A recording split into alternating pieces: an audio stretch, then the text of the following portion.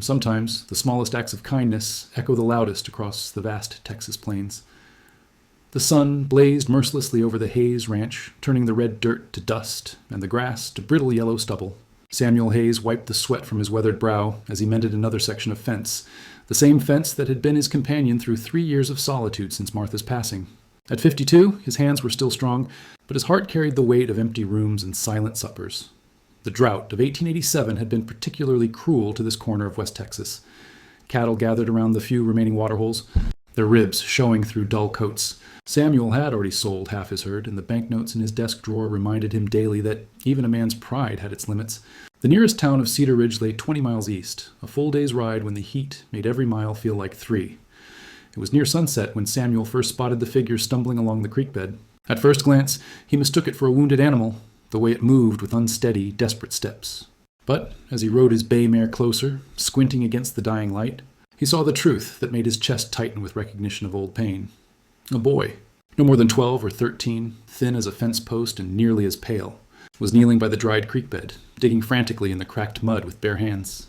His clothes hung like empty grain sacks, and his dark hair was matted with dust and sweat. When he looked up at Samuel's approach, his eyes held the hollow look of someone who had walked too far and hoped too little. "Easy there. Son," Samuel called gently, dismounting slowly so as not to startle the child. "You look like you could use some help." The boy scrambled backward, speaking rapid words in a language Samuel didn't recognize, though the tone was unmistakably apologetic and frightened. Samuel raised his hands peacefully, the same gesture he'd used with a spooked colt, and tried the little Spanish he'd picked up from his ranch hands over the years. "No harm, muchacho." "Water?" He pointed to his canteen, then to his mouth. The boy's eyes fixed on the canteen with desperate hunger. Samuel approached slowly, unscrewing the cap and offering the precious liquid. The child drank with the desperate gratitude of someone who had been walking under the Texas sun too long without relief. As he drank, Samuel noticed the boy's feet were wrapped in strips of cloth that had once been white, now stained with blood and dirt. "Lord have mercy," Samuel muttered under his breath. In the boy's face, he saw echoes of every child who had ever been lost, alone and forgotten by the world's indifference. It was a look he remembered from his own childhood, before Martha had taught him what it meant to have a home where someone waited for your return. Without another word, Samuel lifted the boy onto his horse, feeling how light he was, like lifting a bundle of kindling. The child didn't resist, though his body trembled with exhaustion and perhaps fear. As they rode toward the ranch house, Samuel found himself wondering what forces had driven such a young soul so far from safety. The ranch house stood like a lonely sentinel against the vast Texas sky, its wooden frame weathered but solid. Samuel had built it with his own hands 15 years ago, when Martha's laughter had filled every room, and the future had seemed as endless as the prairie horizon.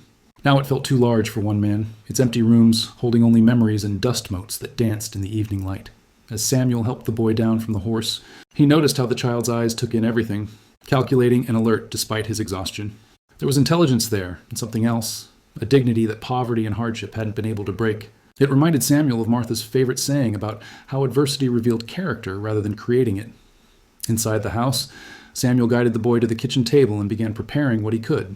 The pantry wasn't abundant, the drought having affected even his ability to keep supplies, but he had beans and salt pork, some day-old biscuits, and milk from his one remaining cow.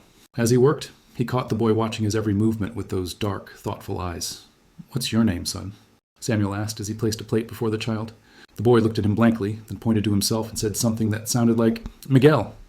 "Miguel?" Samuel repeated, and the boy nodded eagerly, the first smile Samuel had seen crossing his thin face. "Well, Miguel, I'm Samuel.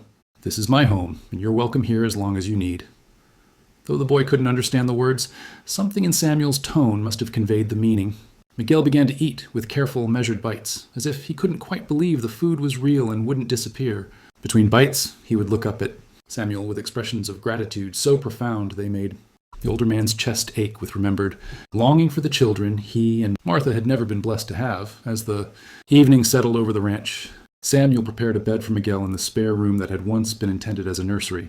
The boy followed him quietly, still weak, but walking with more steadiness now that food and water had begun to restore him. When Samuel tucked the thin blanket around Miguel's shoulders, the boy whispered something in his native tongue that sounded like a prayer. Standing in the doorway, watching the child fall into what was probably his first peaceful sleep in days, Samuel felt something shift in his heart. For 3 years, he had measured his days by the tasks that needed doing and the memories that needed surviving. Tonight, for the first time since Martha's death, he found himself thinking about tomorrow, not as another day to endure, but as another day to matter in someone else's life. Outside, The Texas wind whispered through the mesquite trees, carrying with it the promise that some stories are just beginning when they seem to be ending, and that sometimes the most important discoveries come to us when we're not looking for anything but the strength to keep going. In the space between strangers and family lies the territory where hearts learn to trust again. Dawn broke over the Hayes Ranch with the soft promise of another scorching day, but Samuel woke with a lightness he hadn't felt in years. The sound of movement in the kitchen drew him from his room, and he found Miguel standing uncertainly by the stove, clearly wanting to help, but unsure of his welcome. Samuel smiled and gestured for the boy to sit while he prepared breakfast. As he worked, he noticed Miguel had somehow managed to wash his face and hands with water from the basin, and had attempted to comb his hair with his fingers. The simple dignity of these efforts told Samuel everything he needed to know about the character of this young stranger who had wandered into his life. Over breakfast, Samuel began the patient work of communication that would bridge their language gap. He pointed to objects and spoke their names in English, delighting in Miguel's quick understanding and careful repetition. "Table," Samuel would say, tapping the scarred wooden surface, and Miguel would nod gravely and repeat, "Table," with the seriousness of a scholar learning sacred texts. By mid-morning, Samuel had fashioned crude sandals for Miguel from old leather scraps, and the boy insisted on following him to the morning chores. Samuel watched, amazed, as Miguel seemed to understand the rhythm of ranch work instinctively. Without being told, he opened gates at the right moments, carried water buckets with careful attention to not spilling a drop, and approached the cattle with the natural ease of someone raised around livestock. "You know animals," Samuel observed as Miguel gentle spoke to a nervous calf in his own language, his hands moving with practiced confidence. The boy looked up and smiled, launching into rapid explanation in his native tongue, gesturing toward the cattle and making motions that clearly described riding and herding. As they worked together under the climbing sun, Samuel began to piece together the story written in Miguel's actions and expressions. This was no city child lost on the frontier. Miguel moved with the unconscious competence of someone raised to understand the language of the land, the needs of animals, and the demands of survival in harsh country. During their midday rest in the shade of the barn, Miguel surprised Samuel by producing a small, carefully carved wooden horse from his pocket. The craftsmanship was exquisite, showing skill that came from generations of knowledge passed down through patient hands.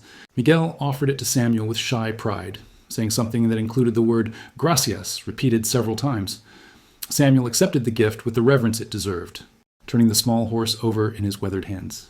In its flowing lines and careful details, he could see not just artistic skill, but love, tradition, and the kind of cultural heritage that shaped a person's soul. Miguel had given him far more than a carved toy. He had shared a piece of his identity. That afternoon, Samuel made a decision that surprised him with its certainty. He hitched up his wagon and gestured for Miguel to join him on the bench seat. "Down," he said simply, pointing toward the east. Miguel's eyes showed momentary alarm, but Samuel's steady presence seemed to reassure him. The ride to Cedar Ridge took them through country that told the story of the drought in stark detail. Abandoned homesteads sat empty under the relentless sun, their broken dreams visible in failed gardens and empty corrals. Miguel watched everything with the alert attention of someone learning a new landscape, occasionally pointing to distant features and asking questions in his mix of Spanish and something else that Samuel couldn't identify. Cedar Ridge wasn't much to speak of. A collection of weather-beaten buildings clustered around a crossroads like pioneers gathered around a campfire. But it had Morrison's general store, and Sam Morrison was a decent man who'd extended credit to Samuel more than once during hard times. More importantly, Morrison spoke passable Spanish from his years trading along the border. The bell above Morrison's door chimed their entrance, and Sam looked up from his ledger books with the weary expression of a merchant watching his community slowly empty as the drought drove families east toward easier country. "Samuel," Morrison greeted. Then his eyes fell on Miguel with frank curiosity. "Found yourself some company, I see." "The boy was wandering my land, half dead from thirst and hunger," Samuel explained simply. "Figured he could use some proper clothes and supplies?" Morrison nodded approvingly and began speaking to Miguel in Spanish. The boy responded eagerly, and Samuel watched their faces as they conversed, noting how Miguel's expression shifted from relief at being understood to something more complex, a mix of gratitude and what looked like growing concern. "Says his name is Miguel," Morrison translated, though he continued watching the boy's face with growing puzzlement. "But, Sam, there's something interesting here.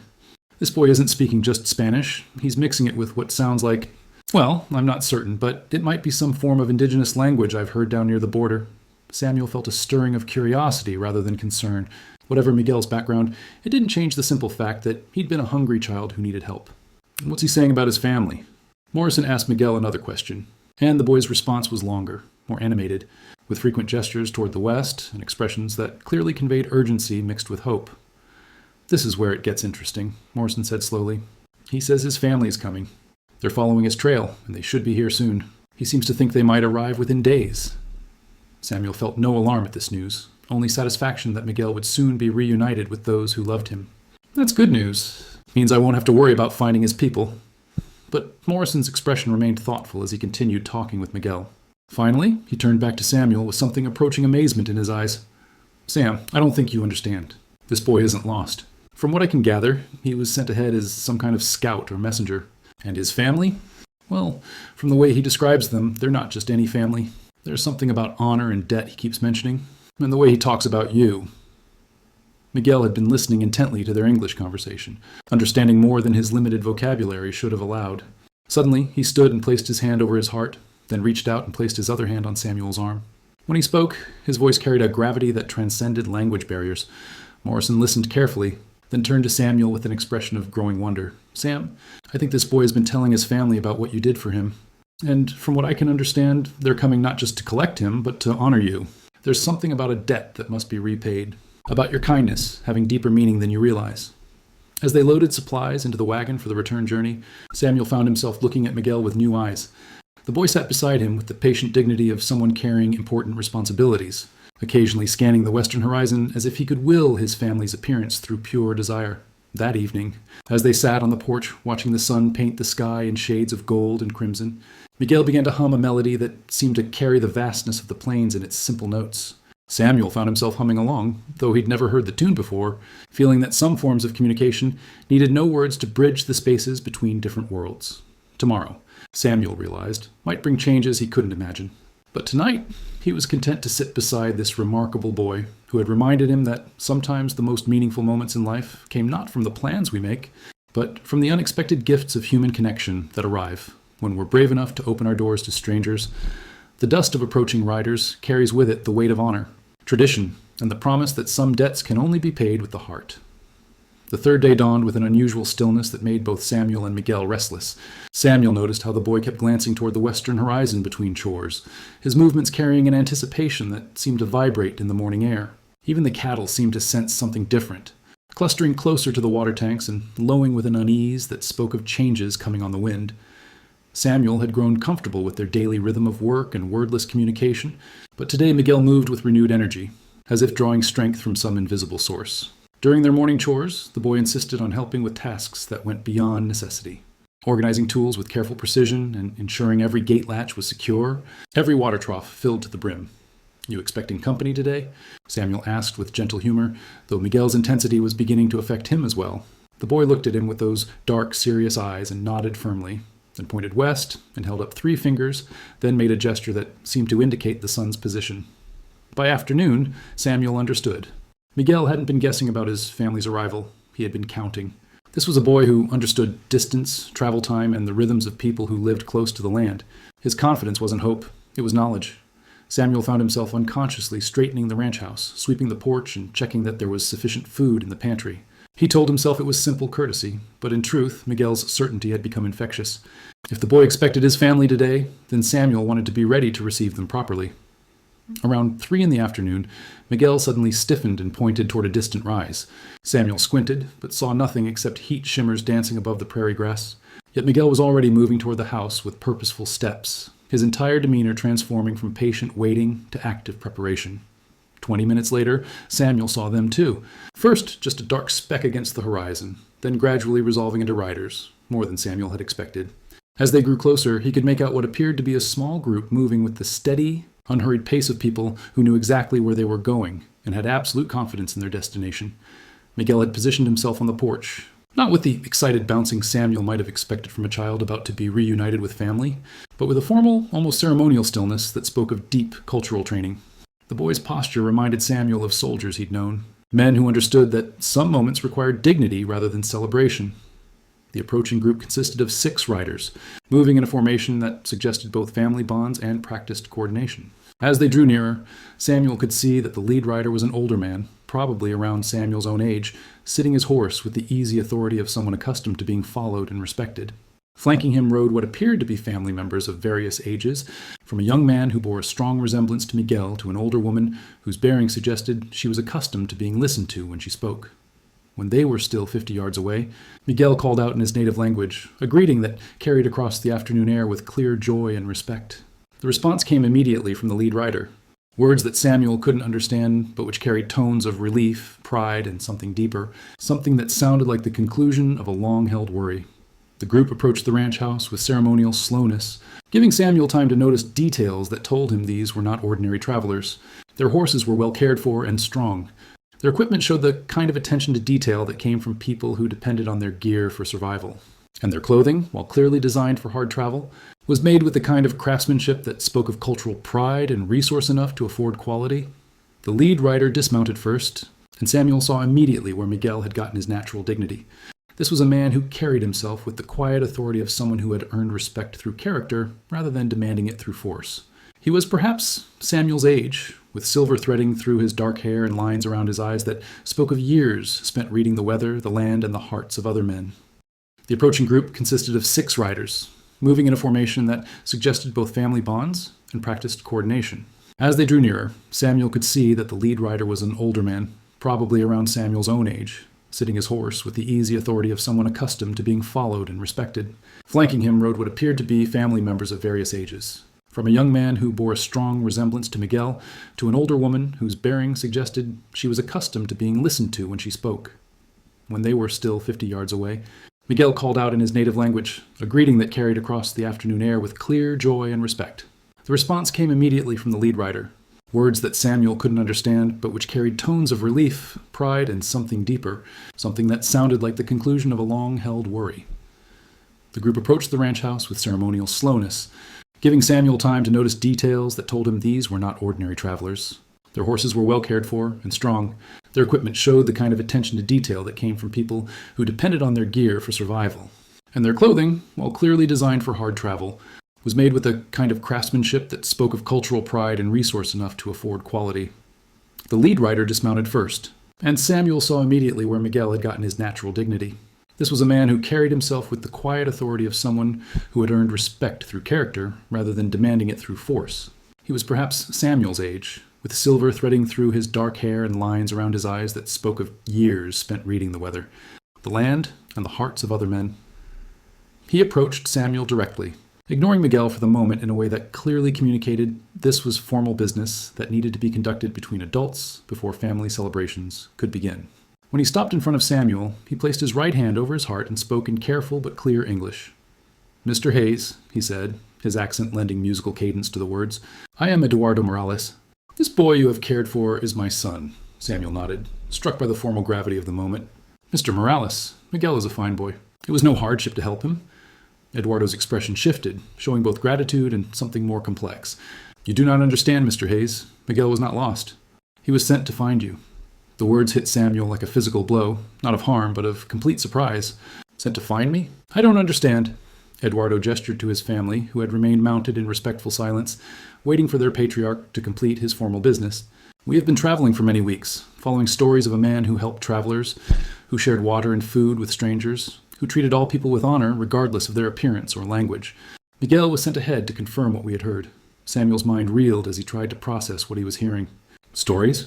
What stories?" The older woman who had ridden at Eduardo's side now dismounted and approached, her movements carrying the same formal dignity as her husband's. When she reached Samuel, she also placed her hand over her heart and spoke in accented but precise English. "Mr. Hayes, I am Rosa Morales. Last spring, you helped a family on the eastern road. They had broken wagon, sick children. You gave them food, fixed their wheel, asked for nothing in return." Samuel vaguely remembered the incident, a family of Mexican settlers whose wagon had broken down near his property line. He had indeed helped them, but it had seemed like simple human decency, nothing worthy of being remembered or repeated.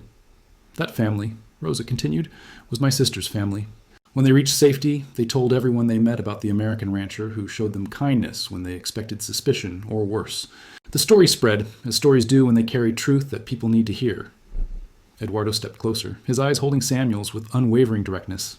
"We heard these stories in 3 different towns, from people who had never met each other. Always the same details, the same description of a man who helped without asking questions, who saw need and responded with generosity. We began to understand that the spirits had put such a man in our path for a reason."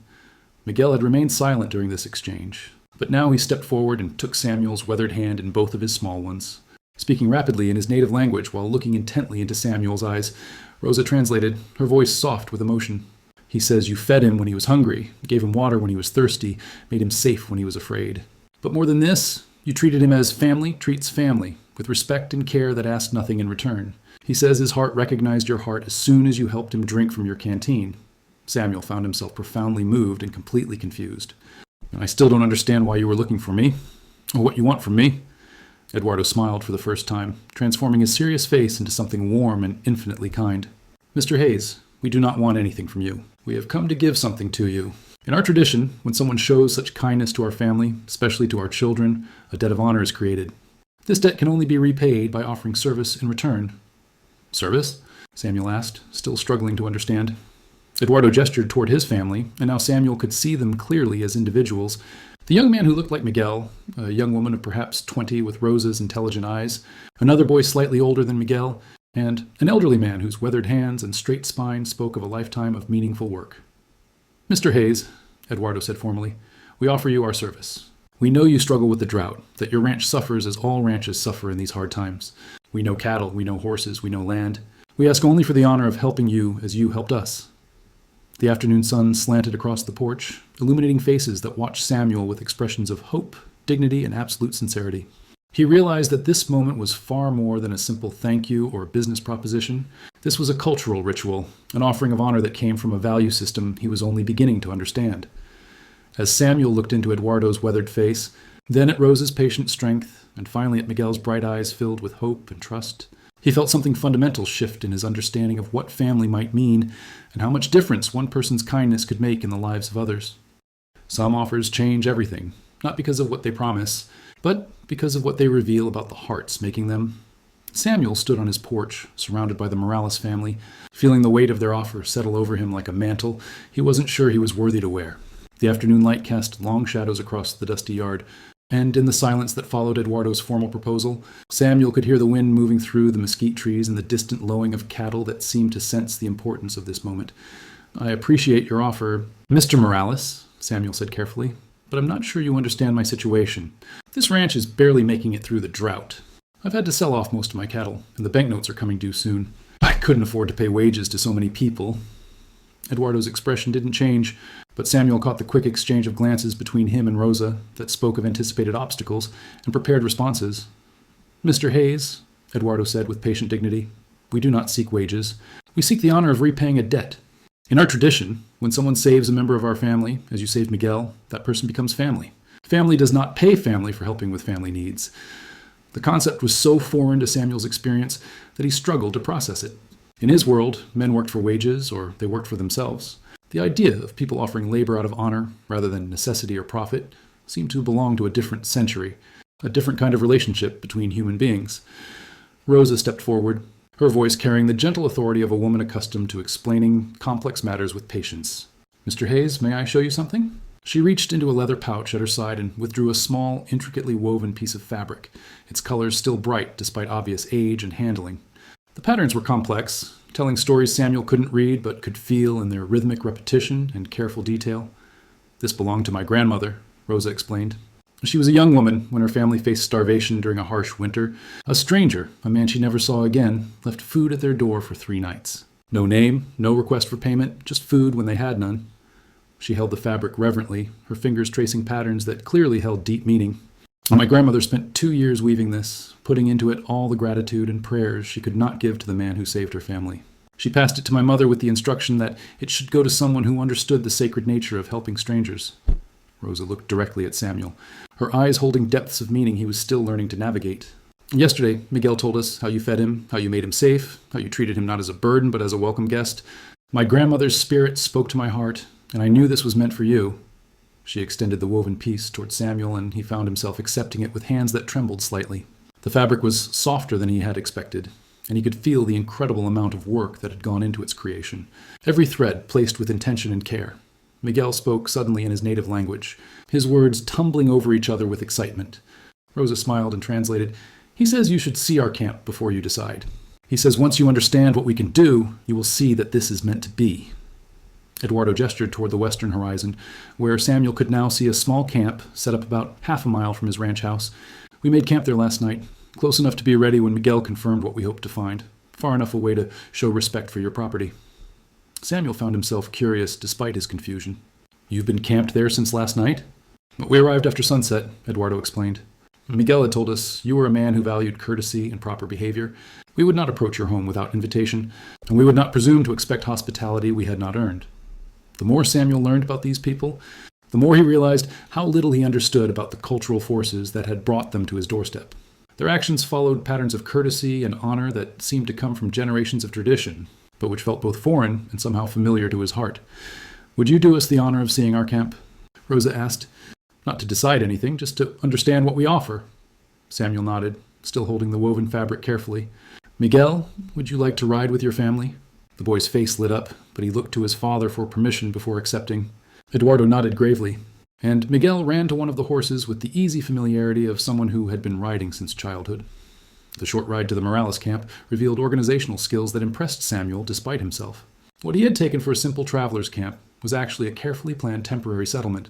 Their horses were picketed on good grass near a natural depression that would collect water if rain came. Their supplies were organized under canvas covers that could be quickly secured or moved as weather demanded. Most impressive was what appeared to be a portable workshop, complete with tools for leatherwork, metal repair, and woodworking. Miguel told us about your ranch, Eduardo explained as Samuel surveyed their setup. We came prepared to help with the work that needs doing. The young man Samuel had noticed earlier approached and was formally introduced as Carlos, Eduardo's eldest son and Miguel's older brother. Carlos spoke English with more confidence than his parents, the advantage of youth in learning new languages. Mr. Hayes, Carlos said respectfully, Miguel described your fences, your buildings, the condition of your equipment. With your permission, I would like to show you what we could accomplish together. Carlos led Samuel to a section of fence that the family had apparently reconstructed as a demonstration. The work was not just functional, but beautiful, showing craftsmanship that went beyond mere repair to something approaching art. The posts were perfectly aligned, the wire stretched with precision, and the overall construction showed the kind of attention to detail that came from people who took pride in their work regardless of who might see it. This is excellent work, Samuel admitted, running his hand along the smooth fence rail. But I told your father I can't afford to pay for this level of craftsmanship. Carlos exchanged a look with his father, then spoke with careful earnestness. Mr. Hayes, you saved my brother's life. In our family, in our culture, this creates a bond that cannot be broken by money or time or distance. We do not ask for payment because payment cannot measure the value of what you gave us. Eduardo approached, carrying a leather portfolio that he opened carefully. Inside were what appeared to be letters, written in various hands and in different languages. These are letters from families we have helped, Eduardo explained. We travel, we work, we help where help is needed. Always. We try to live in a way that honors the gifts we have been given. When Miguel was small and sick, near death, a doctor in El Paso treated him for 3 days, asking nothing in return. Since then, we have tried to be worthy of that kindness. Samuel began to understand that this family's offer came not from desperation or opportunism, but from a philosophy of life that measured worth in terms of service and connection, rather than accumulation and individual achievement. As the sun began its descent toward the western horizon, painting the sky in shades of gold and crimson, Samuel found himself sitting around the Morales family's evening fire, listening to Rosa tell stories in English mixed with Spanish, watching Miguel help his younger cousin with some kind of string game, and feeling something he hadn't experienced since Martha's death, the warmth of being part of something larger than his own survival. Eduardo approached him as the fire burned low, carrying 2 cups of coffee that smelled unlike anything Samuel had tasted before, rich with spices that spoke of different traditions and distant places. Mr. Hayes, Eduardo said quietly, settling beside Samuel on a log that had been positioned perfectly to catch the fire's warmth without the smoke. I know this is difficult for you to understand. In your culture, a man stands alone and measures his worth by what he can accomplish without help. In our culture, a man stands strong by building connections that make everyone stronger. Samuel sipped the unusual coffee, finding it both foreign and somehow comforting. I've been alone for 3 years, he said simply. I'm not sure I remember how to be part of anything else. Eduardo nodded with understanding that carried no judgment. Loneliness is a hard master, Mr. Hayes. It teaches us to depend only on ourselves, to expect disappointment, to measure carefully before we trust. But loneliness also makes us forget that the best parts of ourselves only come alive when we have people to share them with. As Samuel sat in the gathering darkness, surrounded by the quiet sounds of a family preparing for rest, he realized that Eduardo's offer represented more than labor or financial assistance.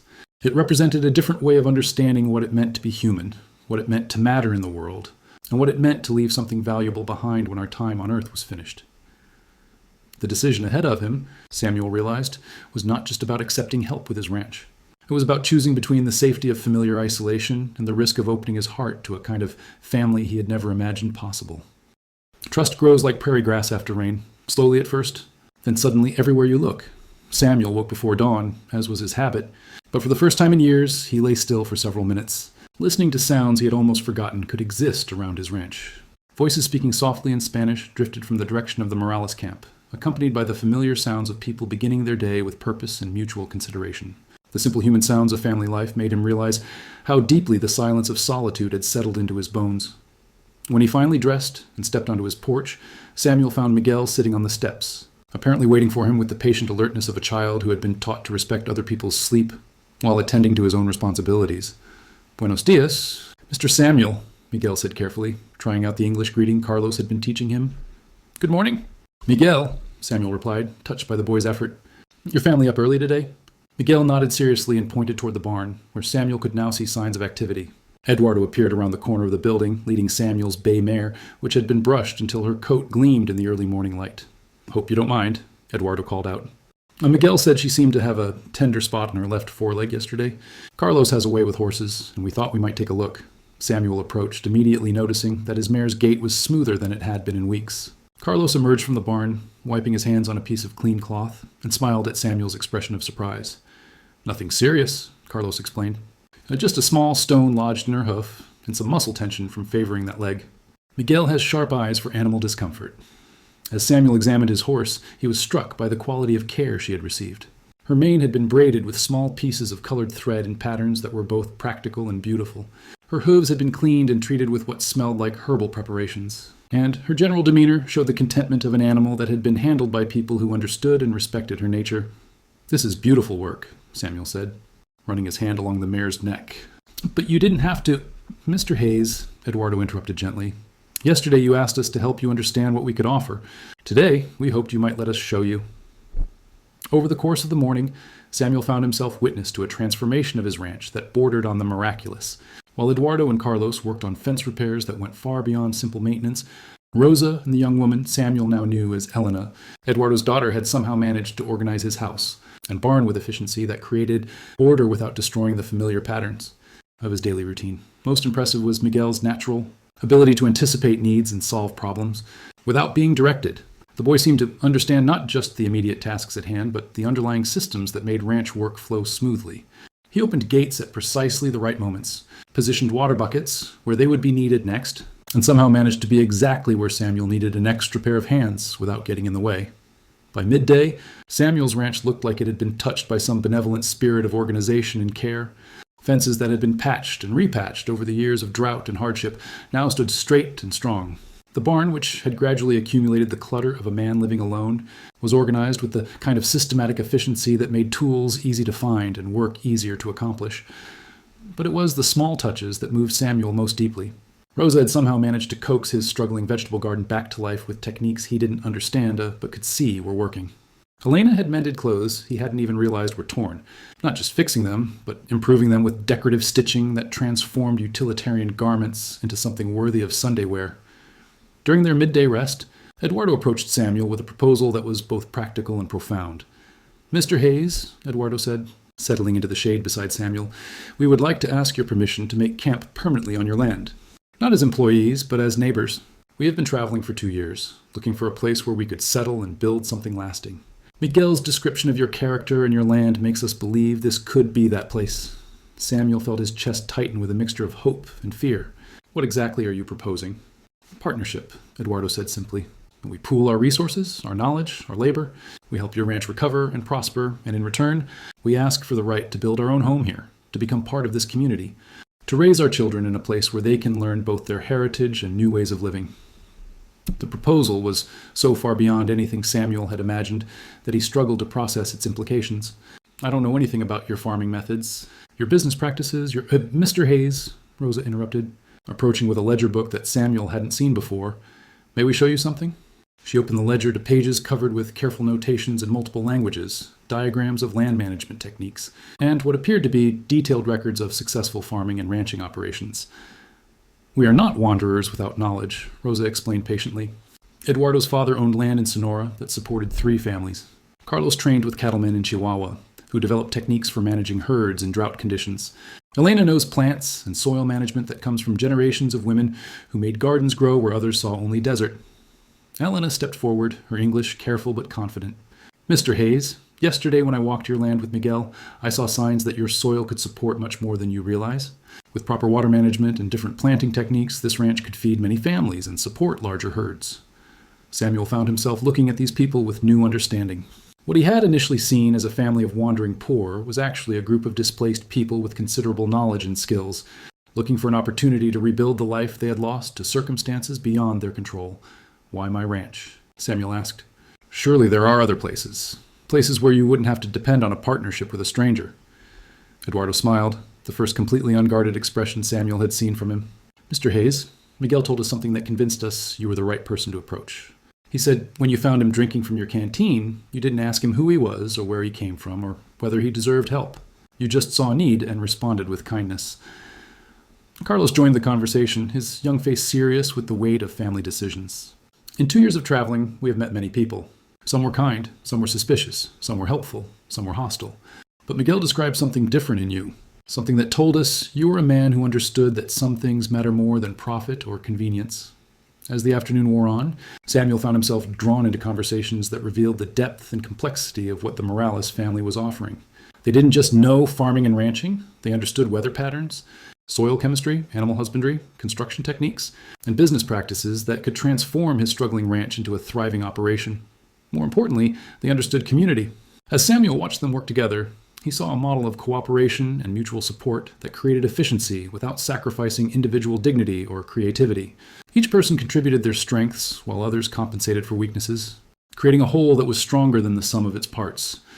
But perhaps most moving was the way they included Samuel in their planning discussions. Not as a boss or benefactor, but as a partner whose opinions and concerns carried equal weight with their own. When he expressed doubts about certain techniques, they listened carefully and explained their reasoning without defensiveness. When he suggested modifications based on his knowledge of local conditions, they incorporated his ideas with genuine enthusiasm. As evening approached, Samuel realized that the decision he faced was not just about accepting help or entering into a business arrangement. Eduardo and his family were offering him something he had never expected to find again. A place in a community where his contributions mattered, where his well-being was connected to the well-being of others, and where the daily work of living was shared among people who cared about each other's success. Standing on his porch as the sun set over land that looked more hopeful than it had in years, Samuel felt the weight of 3 years of loneliness beginning to lift from his shoulders. Tomorrow, he knew, he would have to give Eduardo an answer that would determine not just the future of his ranch, but the shape of the rest of his life. But tonight, for the first time since Martha's death, Samuel fell asleep to the comforting sounds of people who cared about his welfare and dreamed of mornings that held promise instead of just another day to survive.